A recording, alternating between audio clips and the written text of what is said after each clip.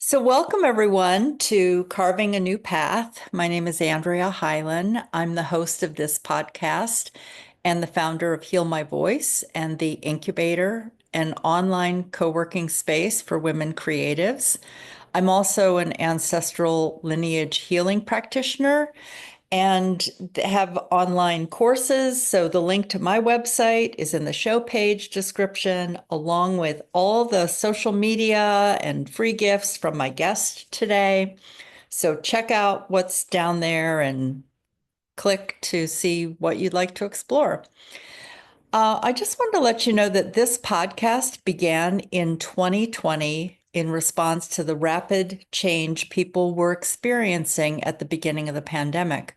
And surprise, surprise, here we are in 2025 and people are experiencing rapid change. So the whole idea of this was to bring on guests who've listened to their inner voice, who have released things from the past or had things released for them, and they've birthed new ways of being in the world. So we discuss a variety of topics, but it all comes down to ideas that you can use to carve a new path in your life. So today, my guest is Sandra Lee. And a few months ago, yeah, hey, Sandra, welcome. So I'll just say a few things about you before we get into this rich topic. A few months ago, we recorded a podcast called Heal the Mountains to Stay on the Path. And we talked about changing your mindset, healing layers of old beliefs, and knowing that you do not have to do this alone, which is a continuing message that we have. You do not have to do this alone. The topic today is called Results, Relationships, and Your Unconscious Mind.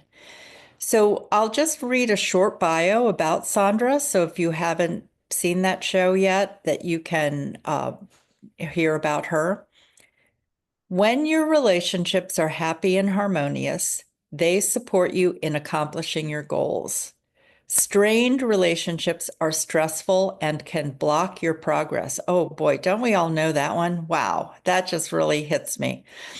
Well, Sandra Lee empowers you to heal and optimize your relationships with exceptional intuitive awareness, the power of sound, and a touch of science. She helps you be in the energetic flow and prioritizing actions that matter. Human design is her favorite tool for assisting you in understanding your purpose and making sense of your life, relationships, and business. So, welcome, Sandra. Ah, listening to you talk about yourself today really grabbed me because you heal ancestral issues. And that's kind of what we're going to talk about today. The things that are in the unconscious mind that hold me back from being able to have happy and harmonious relationships that then hold me back from accomplishing what I want. And you Yeah. were talking about all of the important things happening in the world right now and the role we people have that we want to play in those transitions, those changes, creating the world the way we want. And so as I was listening to every word you were saying there, so I was like, oh my goodness, this relationships, healing our relationships is so important when we want to accomplish big, important things. Absolutely. And it's interesting the way that you were feeling that because I'm feeling like listening to you how I was talking with someone yesterday about, she was saying, what is a theme in your life right now? And I said, it's all about relationships.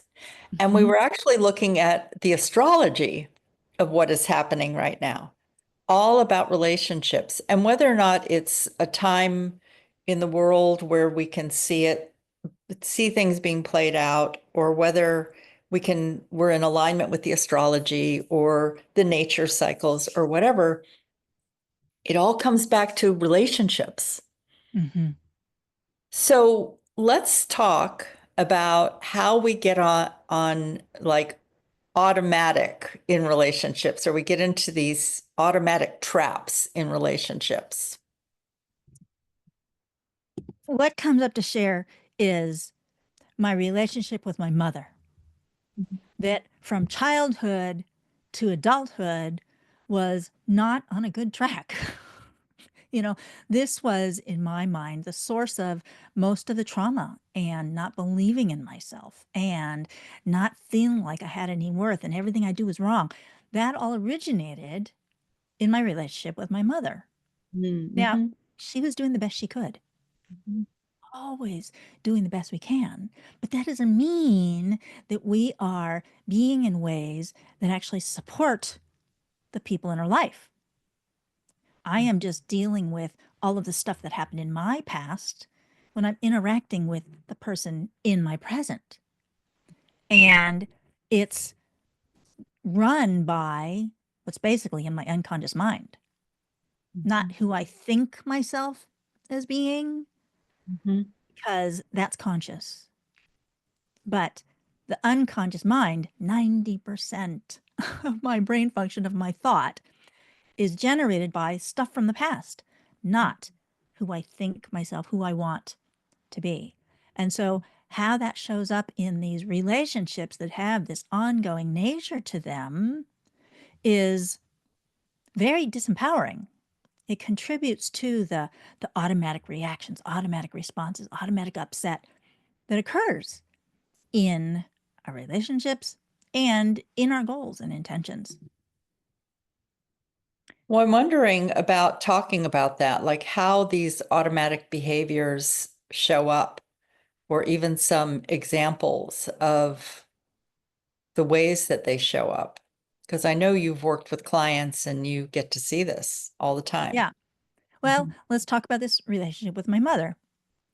When, as an adult, I spent a long time um, driving back and forth between Canada and Washington, Canada and Washington. And I would stay at my mom and dad's house, still doing that, stay at my mom and dad's house.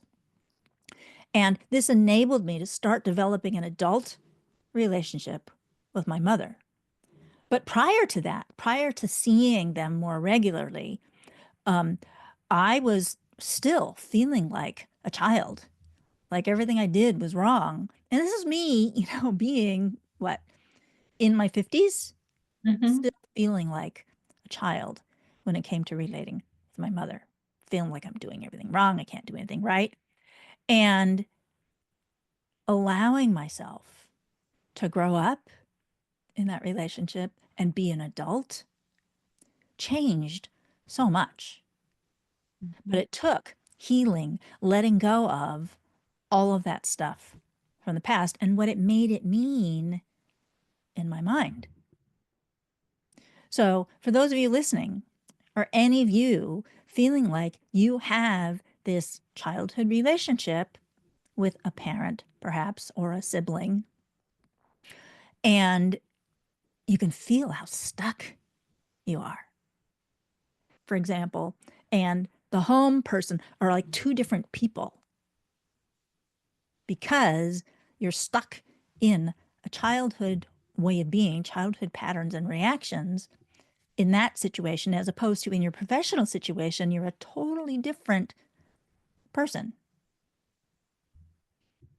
Well, and I want to say, like, the thing that comes up for me is, it was so interesting that you started talking about your mother, because we've had many conversations before, and I know how you've worked with so many different clients. And I don't think we've had the conversation as much about our mothers, but I'm going to be doing something with the heroine's journey next fall with my incubator program. So I pulled out Maureen Murdoch's book yesterday and started to read through what she wrote about the heroine's journey. And one of the pieces is separation from our mothers, and that's part of the journey that women have. And so, as much as we could all say something about our mother or our father or a primary caregiver, it's that, number one, that there's some kind of imprint that happens for us in childhood where we are dependent on our caregivers, And at the same time, we have our unique expression. And though that's where the kind of sandpaper begins to form. And in this process of getting older and separating, and whatever that means, for some people, it's like I'm moving to another country to get away from my parents, or to the opposite part of the country, opposite side of a country. Um, but it can also feel like this tug of war of like feeling loyal or responsible or wanting to be a good daughter or son to a parent and everything. So, and it's the same thing with ancestral lineage healing, that there have even been studies in epigenetics that we have this in our DNA, kind of this connection, this loyalty to family and traits, whether it's blessings or burdens that show up. So I'm wondering if you want to speak to any of that, or if anything got stirred up. And then I think it'd be good to talk about how to free up the behavior, but I don't know. Absolutely. Yeah. Do you want to go right into that, or is there something else that's So coming? there is a theory that I developed several years ago called the foundational separation wound. Mm. And I Mhm. think this is something that all of humanity experiences Yes. because at birth, I go from being warm and inside my mother and having all of my needs met instantly Hmm. to I am separated and cold and disconnected. The sound environment is totally different. The light, it's a shock being born. Hmm. And it's that fundamental separation that all of us experience, and it's traumatic. Yes. And all of the not feeling connected, not feeling seen, not feeling like I belong, not feeling like I fit in, I don't do anything right, that we experience all throughout life is built on that foundational trauma that Hmm. happens at the moment of birth. Hmm. So Hmm. all humans experience this. Hmm. And fortunately, at birth now, people are being more conscious. So hopefully, reestablishing that connection as much as possible right after birth, or as soon after birth as possible, to start to heal that wound, that fracture that Yeah. occurs. But, part of me believes that this experience might be just part of what it is about being human, Hmm. having that experience of separation. Because, of course, so many of the lessons that I come here to have are around how do I establish connection, feel connection, allow love in, express love, all of these things associated with that. But that foundational separation is such a part of so many different aspects of the wounding that occurs and then the healing that's required. Hmm. So let's talk a little bit about like healing the trauma and beliefs, and like freeing ourselves up to change some of this. And, blessings to the mothers and fathers, because also I am a mother, not a father, but I am a mother, and I'm human, and I know the challenges of that. And even if you're not, I'm sure you've witnessed like, whoa, it's hard to raise kids. It's hard to be there for everything. So blessings to all who are in that. So, what could you tell us about healing the trauma and beliefs? First of all, there's a lot of different ways to do it, a lot of different techniques, and a lot of practitioners. The one that I am really coming to value and appreciate is neurolinguistic programming Hmm. and working in a conscious way with what's in the unconscious mind. Because there's what I think and what I know, what I choose to believe, and that's all the conscious. But really, what makes all of the decisions and the healing and the action is actually driven by the unconscious mind. the 90% of what's going on in the brain and the nervous system is unconscious. And it's based on what happened in the past. And realizing that anytime I get a result that is not necessarily what I want in life, in my relationships, in my goals, it's being driven by what's in my unconscious mind and the trauma and the stuff and the belief systems and the things that people said, all of those things that happened decades earlier. Anybody out there listening, do you have somebody says something or something happens and you just respond automatically? It's like, why did I do that? That's not who I am. That's not what I wanted to do. It's that unconscious stuff that's jumping out and directing your behavior. But it's possible to heal these things. This is part of why I really come to value and appreciate neurolinguistic programming, because it's working with everything in my actual conscious life, but it's also working with everything that I've inherited through those ancestral lineages and through other lifetimes. Yeah. Some people believe in them, some people don't believe in them. Whatever it is you're calling it, it provides tremendous value coming from that perspective and allowing the roots of the trauma, the roots of the belief, the roots of the reactivity, to allow those roots to ungrip and set me free from all of those limiting beliefs and decisions that I made based on stuff that happened in the past. Well, how do you work with people around this? Start off by helping people identify what's really going on here. Somebody says something and I react this way. That's not the way I want to react. What's the roots of that reactivity? So that I can actually say, oh, let me give an example. Okay. Mhm. So, um, anytime I have something to do in my business, for example, and I don't know how to do it, I would get freaked out, panicked, want to quit.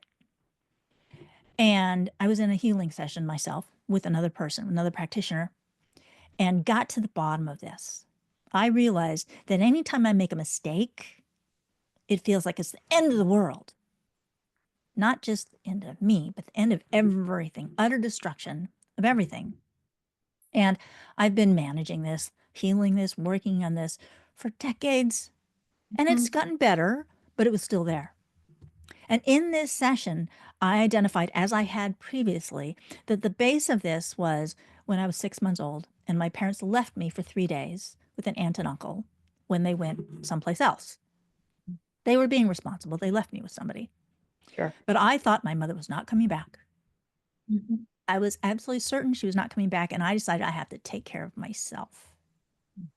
I made myself responsible, not just for taking care of myself. I did not realize until this session that happened a couple weeks ago that I also made myself responsible for everyone else and everything. Mhm. So small children, you know, they think they're the center of the universe and they are the cause and the effect of everything, because that's where an infant is developmentally. They don't have the ability to see, oh, I'm here and you're there. They think it's all them. Okay. So, me being 6 months old, I took on responsibility for everything, leading to anytime something's not going the way I want, everything is destroyed. And it's like, I don't have to do that. I can be responsible for myself and I don't have to make myself responsible for you or everything else. It was like this weight, huge weight was lifted off of me. And all of the perfectionism and the rushing around and the overwhelm, the craziness, just like eased off, changed everything. Beautiful. Yeah. And, it just, hearing you say that, it also reminds me that it takes courage to do this work. And on the other side, there is freedom, Mhm. so being able to step in and say, okay, here it is again. Here's this pattern, because I do believe healing happens in cycles. We see something, we try something, and then it gets, like you said, it gets better. But then there's a point where you get to really pull out the root of what it Yeah. is, and then you're ready for it at that time. And I know that you work with people with NLP, and do you bring human design into that also? Because since that's part of your background, I'm curious. Yeah, not so much in the same session, Uh-huh. but to help people understand themselves and their behaviors and their thoughts and their beliefs and the gifts and the challenges. Human design is so helpful in Hmm. that. And then when somebody's got goals and intentions, or they've got issues that come up in their life, um, then the NLP helps to clear that up. Hmm. Hmm. Yeah, Looking at it from a human design perspective helps to make sense of what's happening. sure. But then there's value in then going and freeing up the um, limitations, the stuck places. Mhm. So, I'm just looking at the time and just kind of seeing if there's something else that you want to share about the unconscious mind before we talk a little bit about your new free gift. Yeah. When I learned that all learning and all healing and all change only are possible when you work with the unconscious mind. Mm. Mhm. And the conscious mind sets goals, but it's the unconscious mind that actually goes and gets it for you. I cannot say, I'm going to do this, I'm going to do this, I'm going to do this. If your unconscious mind is in disagreement, you're going to stop yourself. And I have stopped myself so many times in moving forward with my goals. And so understanding how important it is to work with those unconscious elements. And, like the ancestral healing work that you do, it's working with that unconscious stuff. Oh, absolutely. Yeah. Absolutely. It is. And tapping into other realms, which you could say that the unconscious is another realm. you know, Yes. that it's something that is part of us and separate from us, that we can, yeah, I mean, everything's connected, and Hmm. it's another realm to think of it. There's one other thing I feel is important for us to just speak out, because it's something that we talked about the last time, and it's here again, and how important it is to realize that you don't have to do it alone. Oh, my goodness. Yes.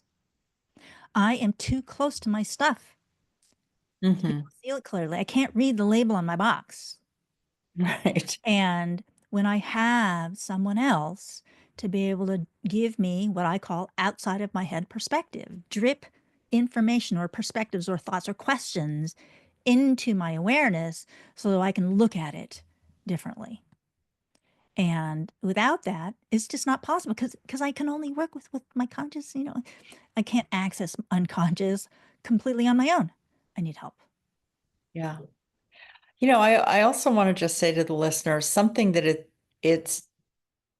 I want to say it's taken me a long time to learn it, but it's also been something that I've learned in cycles. And that is that someone holding space for us is as important as the information that they're giving to you. There's something about being held in a safe, non-judgmental space where more of your own answers can come forward. And and I say it's taken me a long time to understand that. It's like I understood that I could hold space for people, right? Mhm.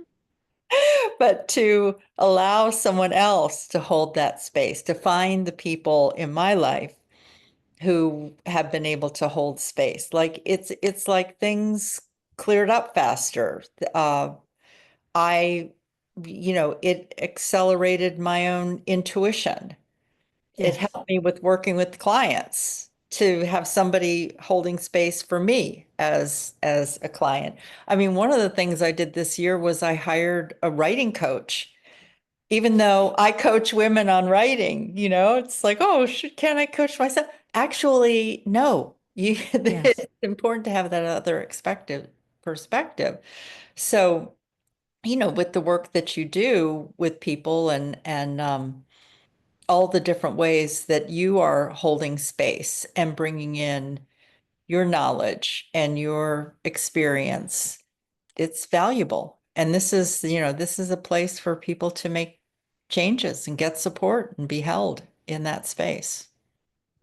Getting to those awareness points, I find, requires both having somebody holding space, but then also knowing how to guide me, how to Absolutely. ask the right question at the right time, to Mm-hmm. provide the right doorway, that just holding space is not enough. Mm-hmm. Holding space and then having the skill to then direct where I Yeah, go. absolutely. Yeah. Absolutely.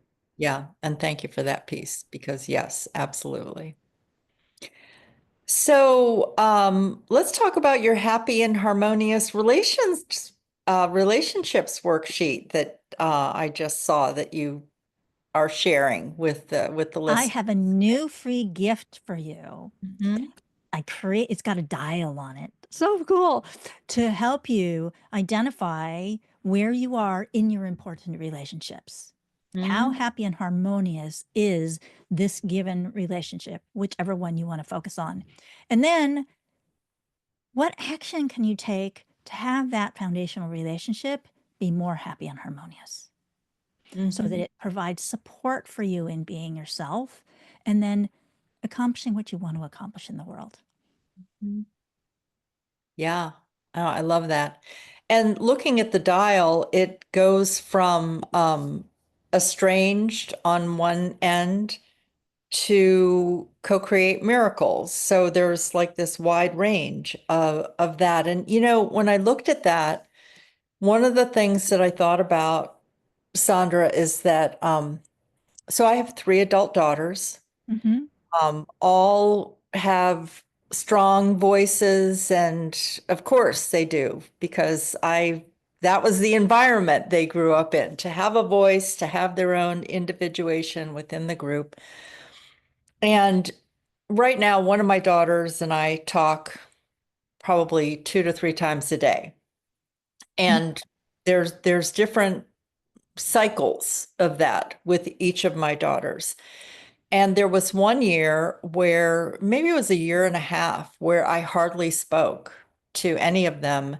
And partly because I was stepping into something different for myself, and they didn't necessarily agree with that, or it was they were unsure of what I was doing.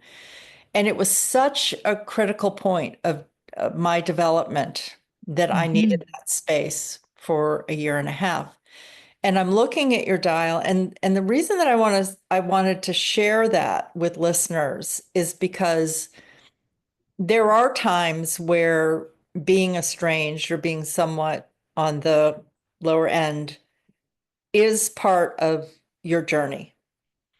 And so it's not about always creating the happy, uh, like Hallmark movies or whatever, happy ending stories or whatever. And so what I appreciate about your range, though, is to look at the way that you have it, that like imagine an action you could take. And that is what happened when little by little my daughters and I started to come back into each other's lives again, was those steps. And it was okay when they weren't there. It was okay to actually, the step was go within. you know Hmm. it was go within. So I just want to encourage everyone to download the gift and take a look at it without judgment of where you are in a relationship, and know that that it's a great tool for looking at it. And if you feel ready to take a step and you're like, okay, I need some, like, get some support for it. And yeah, anything else that you want to talk about with that, Sandra, and how, what would be a step to working with you? You can have an Align for Success action plan call. Mhm. So, say, this is where I am. What are some next steps for me? Because there's different ways that we can go. And to help you get more clarity about what you want and what the direction is that you want to take it can be a really powerful conversation. The intention with this action plan call is that you get value from the conversation just by itself. And Hmm. people really appreciate them. So, and I love meeting you, finding out Yeah. what's important to you. Mhm. I love that. Well, thank you so much for being here. Anything else that you want to say before we say goodbye for What now? comes up to say is that your relationships are gems, they're treasures. And sometimes your gem gets tarnished and you want to polish it up a little bit. And, just having one conversation that's different from the conversations you've had with a person in the past can fundamentally change that relationship. It's up to you. Hmm. Beautiful. Well, let's end on that note. So, thank you to all the listeners for being here. I encourage you to check out the free gift and look at the links. Just, click on them and see what you think. See if there's something there that speaks to you for today. And Sandra, thank you once again for your wisdom and for being here, sharing your time and space. Thank you again, too. Mhm. All right. So bye, everyone. See you on another day. Bye bye.